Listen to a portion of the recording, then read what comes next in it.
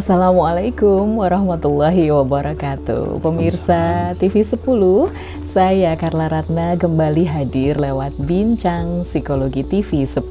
Selama 30 menit ke depan, pembahasan dari sudut pandang psikologi akan menjadi perbincangan menarik yang sayang untuk dilewatkan.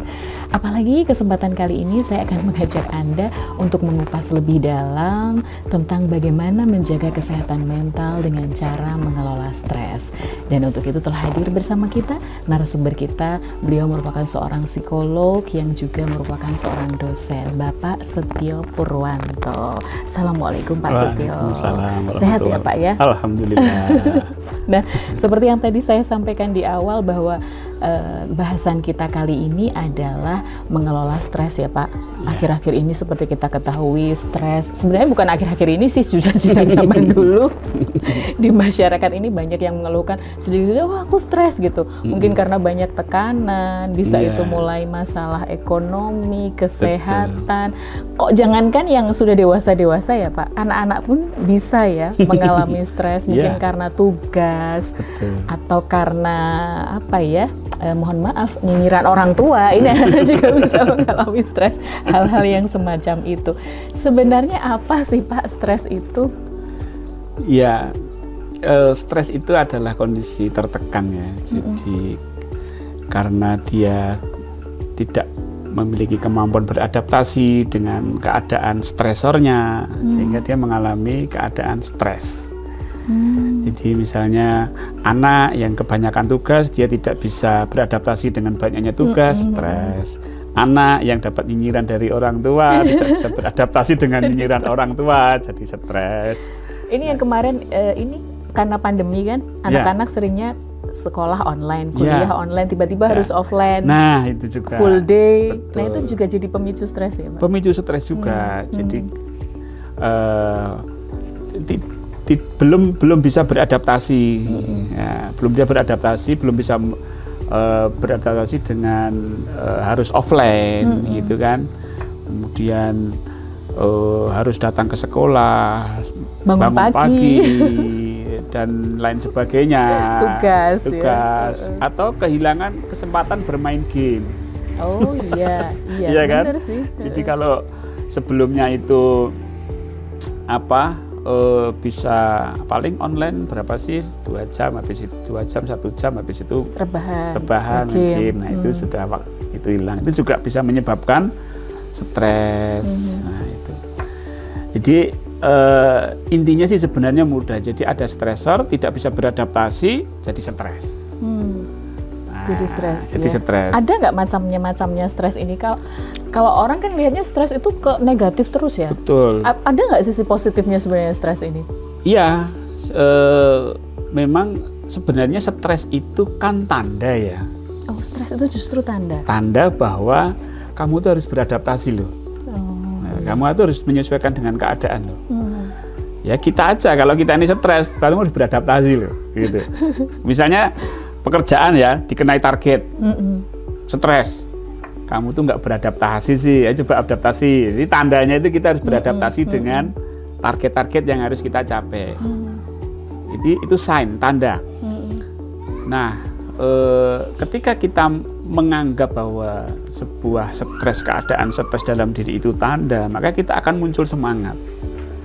Stresnya akan hilang, berubah menjadi motivasi, berubah menjadi satu keadaan yang membuat kita itu jadi bergairah, membuat dia bisa bangkit dari keadaan stresnya itu tadi. Nah, bagaimana itu Pak caranya untuk bisa mengelola agar stresnya itu justru menjadi motivasi? Iya. Ini kan ke efek positif ini ya. Baik, jadi kalau kita melihat ini ya, melihat keadaan kita itu bahwa semuanya ini ya orang akan menerima namanya stresor, ya kan? Ya ibu rumah tangga, masuk nggak ada stresornya? Oh banyak, Oh banyak. Ibu rempong. Karena saking stresnya ya. Iya. Reteng kanan belok kiri. Bukan hanya kondisi rumah tangga aja, tapi bisa juga sosialisasi di lingkungan juga. Ini juga menjadi pemicu stres untuk ibu rumah tangga ya. Rumah tangga, ibu bekerja pun sama. Double semuanya sama, semuanya itu akan mengalami, semuanya akan menghadapi stresor. Ya kan? Stresor dari sini. Nah, kalau kita mensikapinya salah, maka kita akan stres. Distres namanya. Namanya distres kalau distres. Nah, jadi akibatnya apa? Kita jadi ngelogro, jadi tidak semangat, jadi sedih, jadi marah-marah, gitu. Tidak produktif. Nah, tapi kalau beradaptasi, ya, kita beradaptasi, kemudian kita akan muncul semangat. Oh iya ya, berarti saya harus harus mencapai ini, saya harus menyelesaikan ini, saya harus menghadapi ini. Nah, jadi stresor tadi tidak akan menjadi distres, tapi justru ini akan memunculkan sebuah letupan semangat. Nah, maka sikap ini menentukan apakah sikapnya dia itu kalau bahasa psikologinya itu flight or fight. Oh, flight or fight. Terbang atau melawan. Melawan itu artinya fight itu ya, ayo saya hadapi, ya gitu. Tapi kalau flight itu wah stres dia nanti, distres. Tapi kalau fight akan muncul semangat. Justru malah menjadi ya saya hadapi semangat. Ini apa yang harus saya lakukan apa. Nah, jadi itu, dan semua akan mengalami seperti itu. Dan sebenarnya kalau kita lihat nggak beratnya itu nggak melebihi kemampuan kita kok. Stres itu ya. Iya, kalaupun stresornya ya. Stresornya, iya. Kalaupun berat ya orang akan memahami kalau itu kita tinggalkan dan kita tidak mampu, ya sudah, orang memahami juga, gitu, iya kan? Ya. Jadi misalnya seorang pegawai misalnya, marketing misalnya, dia jadi pemasar sebuah produk. Targetnya melebihi kemampuan dia nggak mencapai, orang juga memaklumi itu. Ya iyalah. Targetnya aja segitu ya. Targetnya segitu, siapa yang bisa, ya kan? Ya, baik. Kalau untuk merubah menjadi motivasi atau stres itu dirubah menjadi motivasi, berarti kita harus bisa menganalisa stres ya? Iya. Tahapan-tahapannya apakah ada itu untuk menganalisa stres itu sendiri, Pak? Kita harus paham gitu loh. Makanya kita kan untuk bisa menjadi eustress, untuk bisa menjadi stres itu menjadi semangat, itu kan kita harus tahu gitu. Karena itu jadi beradaptasi. Apa sih saya harus beradaptasi seperti apa? Jadi kan ada yang harus kita rubah gitu loh. Untuk itu kita harus tahu rubahnya bagaimana. Ya, jadi misalnya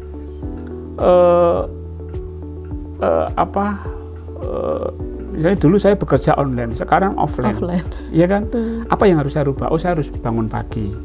Jadi saya harus baca tanda, saya harus baca apa yang harus saya lakukan. Saya harus menuliskan apa yang harus saya lakukan.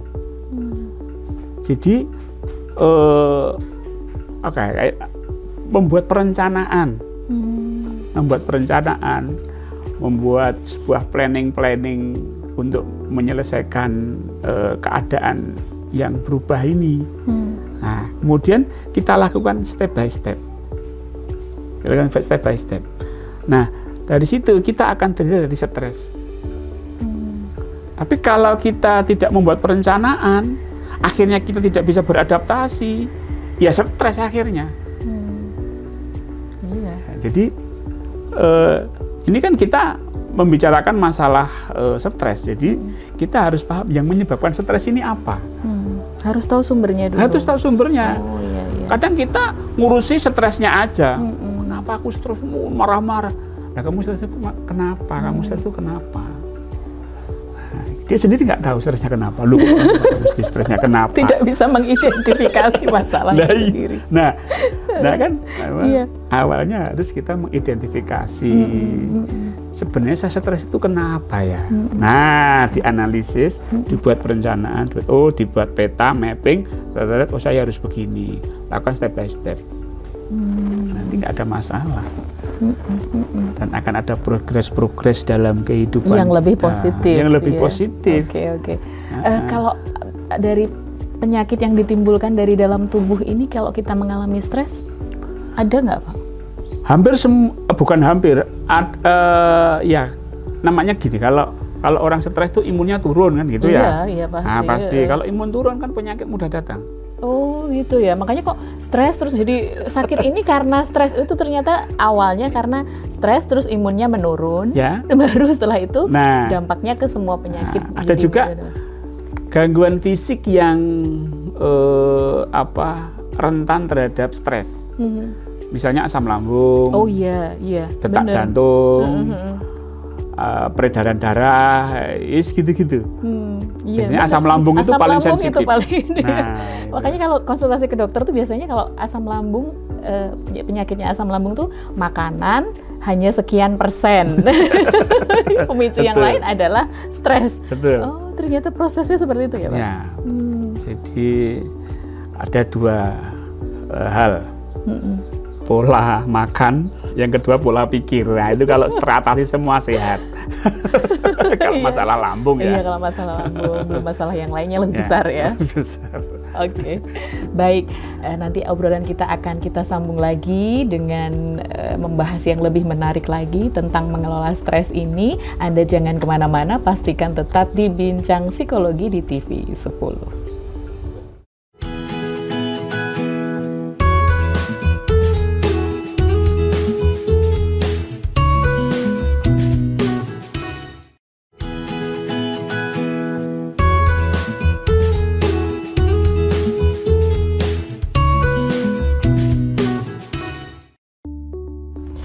Baik, Anda masih bersama kami di Bincang Psikologi. Kalau tadi kita sudah berbicara tentang akibat yang kita alami apabila kita mengalami stres ya Pak Setio ya. Nah, saya pernah mendengar katanya salah satu cara untuk mengatasi stres itu adalah belajar memaafkan orang lain. Kalau dari sudut pandang psikologi atau menurut pendapat psikolog itu gimana Pak? Iya, itu memang salah satu ya. Sebenarnya lebih utama itu memaafkan diri sendiri itu yang. Oh, memaafkan diri sendiri ya. Ya, ya memaafkan orang lain, tentunya juga memaafkan diri sendiri kan gitu. Artinya begini, kalau dia memaafkan orang lain, hal-hal yang terkait dengan kekecewaan dia dengan orang lain itu akan reda gitu. Ya kan? Karena banyak sekali stres-stres kita itu memang disebabkan karena kita kecewa, kita merasa dikhianati, kita merasa dibohongi, macam-macam gitu ya. Kalau ke orang lain ya, tidak sesuai ekspektasi kita. Tidak sesuai ekspektasi kita orang lain tersebut, gitu kan. Itu kalau nyimpen di sini kan jadi penyakit, nyimpen di alam pikiran bawah sadar kita, dendam pada orang lain. Itu kayak menjadi penyembuh kita kalau kita bisa balas dendam. Tapi sebenarnya itu akan menjadi bara yang akan selalu mengganggu pikiran kita. Orang nggak bisa tidur, bisa insomnia itu karena mikirkan balas dendamnya itu, kekecewaannya kepada orang lain tadi. Bahkan yang berakibat fatal pun bisa jadi banyak. Misalnya ada seorang seorang perempuan yang dendam dengan mantannya dia gitu kan. Banyak kayaknya yang seperti itu ya, belum bisa move on ya. Gitu ya. Akhirnya mau menjalin hubungan lagi itu dia sudah nggak ada semangat. Itu karena ternyata alam bawah sadar dia di belakang itu masih menyimpan itu. Jadi belum selesai dengan belum masa selesai. lalu. Coba kalau dia memaafkan mantannya, maka dia akan lebih bisa menerima orang lain untuk masuk.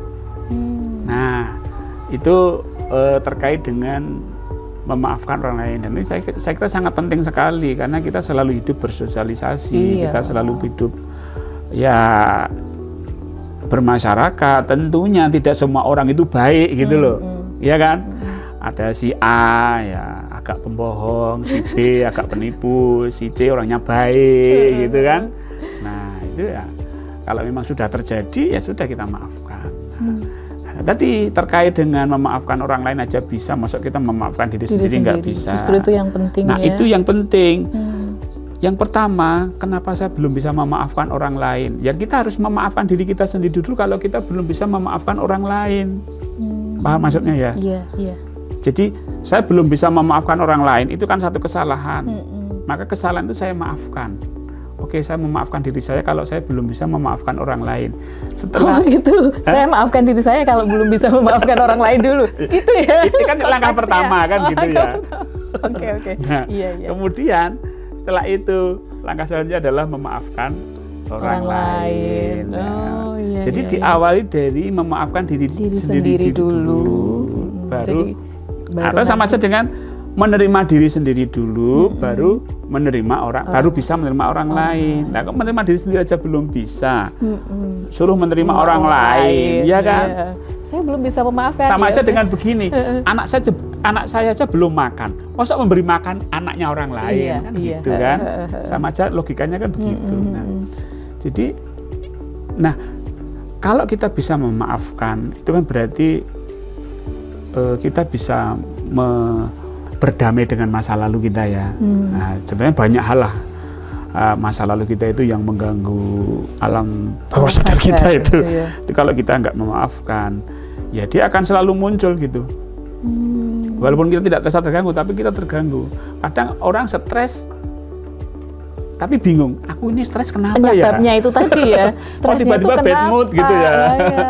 Tiba-tiba bad mood, tiba-tiba nggak marah-marah itu kenapa, tiba-tiba sensitif. Nah itu ternyata salah satunya karena faktor alam bawah sadar. Nah makanya memaafkan, berdamai dengan masa lalu, kemudian menerima keadaan kita yang sudah, menerima semua orang yang sudah kita lewati, kita lewati masa lalunya. Ya, kalau itu nanti nggak akan mengganggu. Jadi maafkan diri sendiri, baru maafkan orang lain. Nah, itu kalau dari sudut pandang psikologi ya. Betul. Oke. Nah, kalau kita ini ngomongin tentang yang terjadi, apalagi anak-anak usia sekolah, ini kan banyak sekali ya yang viral di media sosial itu bullying, Pak. Bullying, ya.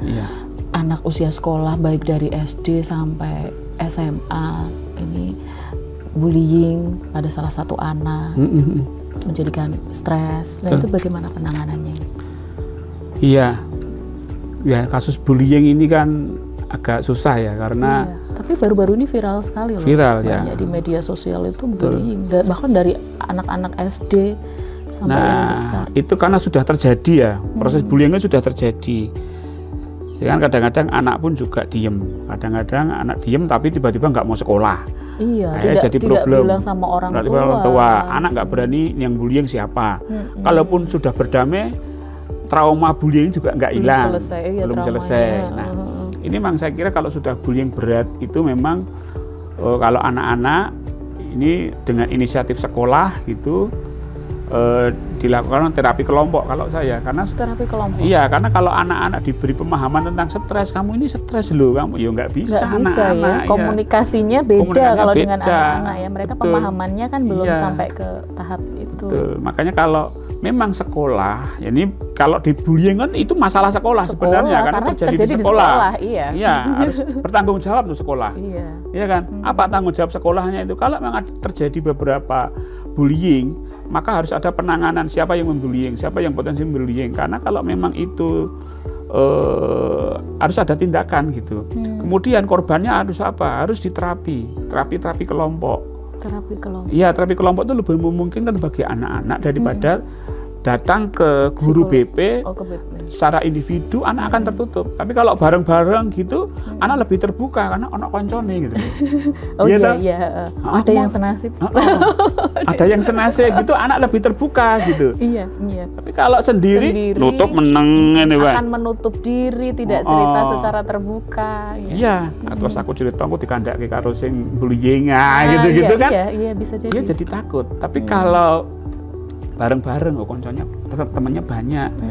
Nah, itu diterapi, nggak usah mikir yang bullying siapa. Ayo kita sekarang terapi sama-sama. Bagaimana melepas trauma, stres kita ini. Ada support dari sekolah, ada support dari orang tua, ada support dari teman-teman yang lain, gitu loh. Karena efeknya kan jangka panjang ya, jangka panjang. Terutama kepada korban ya. Itu jangka panjang, bahkan satu sampai ada klien itu sampai dia dewasa kok. Efeknya? Oh iya, ketakutan dia sewaktu dibullying itu sampai dia dewasa ternyata. Itu dampaknya seperti apa itu? Apa ya? Insecure atau gimana? Insecure, dia cemas ya. Makanya sampai saya kalau sudah dewasa kan sudah nggak sekolah ya, sudah dewasa gitu. Tapi masih bayang-bayangnya dulu. Masih bayang-bayang ya, saya terapi. Saya terapi khusus kalau dia sudah dewasa. Tapi kalau anak-anak saya nggak bisa. Pendekatannya secara apa itu? Kalau apa? Kalau anak dewasa, anak-anak itu terapi kelompok. Terapi kelompok itu tadi. Terapi kelompok. Kalau dewasa kan sudah bisa diajak bicara. Nah, kalau dewasa kan sudah saya komunikasi, saya terapi, saya pakai dia saya minta untuk menimbulkan kecemasannya, traumanya, kemudian saya terapi relaksasi gitu, sehingga dia bisa beradaptasi dengan trauma-trauma masa lalunya. Itu bisa berkurang. Penanganannya ya, jadi bisa berkurang. Efeknya luar biasa sekali ya, Masya Allah. Ya, itu memang ya banyaklah pengaruhnya ya, pengaruh media, pengaruh ini. Oke. Satu lagi, kalau tadi kan tentang bullying ya. Nah, yang sedang juga mungkin dialami oleh banyak anak-anak remaja sekarang ini yang kecanduan game online. Oh iya. Kan terjadi peningkatan stres juga ini, Pak. Nah, bagaimana juga cara penanganannya? Yang stres orang tuanya. Ya, orang tua. yang kecanduan game anaknya, yang stres orang tuanya, ya kan?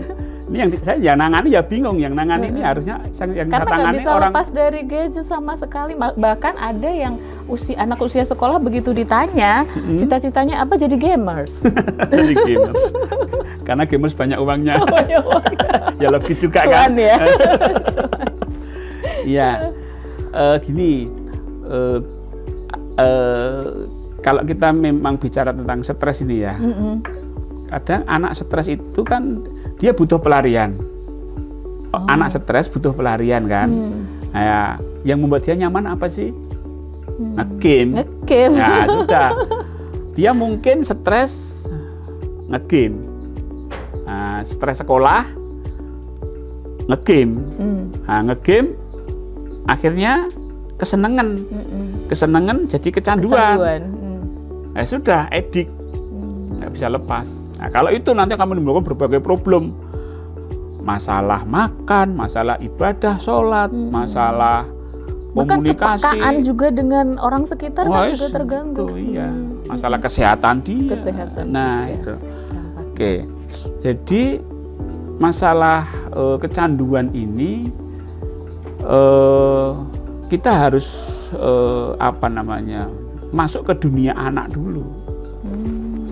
Nggak bisa orang lagi seneng-senengnya loh. Tiba-tiba langsung misalnya HP-nya diminta, ngamuk anak. Ya kan? Ngamuk, gitu, nggak bisa. Dan itu banyak terjadi, akhirnya anak lari dari rumah ngamuk. Yang ini jadi bentrok dengan orang tua, tambah masalah. Nah, salah satunya adalah bagaimana kita bisa berkomunikasi dengan anak, kemudian kita mengajak anak untuk, bahkan kalau bisa orang tua ya nge-game bareng lah sama anak dulu ya. Justru masuk di dunia anak ya. Karena agar bisa masuk ke dunia anak dulu. Iya. Ya itu. Kamu sih kenapa sih? Yuk kita cari ini yuk, teknik yang lain yuk, apa? Kegiatan lain. Kegiatan lain dialihkan lama-lama. Itu di caranya smooth. Caranya itu dengan kita menerima anak dulu. Ya, tidak langsung mengkat. Ya, mengkat itu kelihatannya efektif tapi justru menimbulkan masalah lebih besar, masalah yang lain. Jadi terus diajak komunikasi ya, sehingga nanti anak punya hobi yang lain kita salurkan, punya kesenangan lain kita salurkan, sehingga tidak terfokus pada game dan ediknya bisa berkurang. Jadi kalau sebisa mungkin dialihkan ke kesenangan yang lain. Ya. Caranya ya smooth itu tadi, dengan masuk ke dunianya dulu. Iya, karena harus bisa berkomunikasi dengan anak. Seneng deh kalau ngobrol sama Pak Setio ini. Sampai nggak ingat waktu. Okay. Baik, mungkin sebelum kita berpisah ada yang ingin disampaikan dulu untuk pemirsa TV10 tentang pengelolaan stres ini. Pengelolaan stres ya. Jadi yang perlu kita pahami itu bahwa kita semua ini yang namanya hidup pasti ada stresor. Kalau kita tidak bisa beradaptasi dengan stresor itu ya kita stres. Tapi kalau kita bisa beradaptasi, justru stresor itu penyebab stres tadi namanya stresor itu bisa membuat kita jadi semangat. Semangat kerja, semangat untuk mencari nafkah, semangat untuk semuanya, sehingga hidup kita itu lebih bergairah gitu. Jadi lebih ke efek positif. Nah, disitulah nanti kita bahagia itu di situ. Baik, pemirsa TV10, mari manajemen stres dengan baik untuk meraih kesehatan mental dan menghindarkan gangguan yang bisa mempengaruhi kesehatan. Baik, akhirnya saya Carla Ratna dan juga Bapak Setio Purwanto undur diri. Sampai ketemu lagi di Bincang Psikologi di lain kesempatan. Terima kasih untuk kebersamaannya. Sampai jumpa. Assalamualaikum warahmatullahi wabarakatuh. Waalaikumsalam warahmatullahi wabarakatuh.